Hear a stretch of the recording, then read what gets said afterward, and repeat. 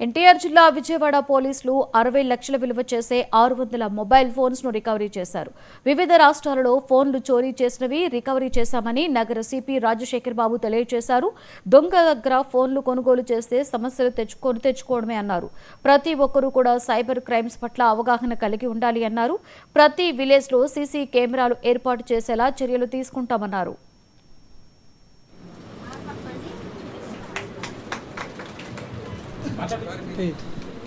Next Padma గారు అలా భారీ ఎత్తున జరుగుతున్నాయి. సో ఇన్వెస్ట్మెంట్ మోసాలు నివారించే ఉద్దేశంతో దీన్ని కూడా అవేర్నెస్ భారీ ఎత్తున మనము అవేర్నెస్ క్యాంపెయిన్ తీసుకున్నాము. అందులో భాగంగా ఈ మొబైల్ ఫోన్స్ ఇచ్చే క్రమంలో కూడా రకాల ఇన్వెస్ట్మెంట్ ఫ్రాడ్స్ మీద అంటే ఒక చిన్న అవకాశం కూడా వదులుకోకుండా ప్రజల అవేర్నెస్ క్రియేట్ చేయమనే దీంతో మనం ముందుకు పోతున్నాము. అదేవిధంగా రేపు దసరా ఫెస్టివల్ రాబోతుంది. కొన్ని లక్షల మంది దసరా ఫెస్టివల్కి వస్తారు.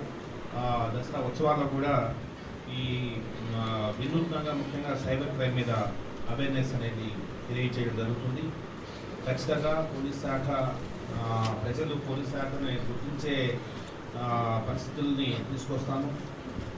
ముఖ్యంగా ట్రాఫిక్లో వినూత్నంగా పోతున్నాం. అదేవిధంగా ప్రాపర్టీ క్రైమ్లో కూడా ప్రజల ఆశలకు అనుగుణంగా పోలీస్ శాఖ పనిచేస్తుందని తెలియజేస్తూ ఈరోజు 600 మొబైల్ ఫోన్స్ని రికవర్ చేయడంలో కీలకమైన పాత్ర పోషించిన సైబర్ క్రైమ్ డిఎస్పీ రాజశేఖర్ గారు, అదేవిధంగా సైబర్ క్రైమ్ ఇన్స్పెక్టర్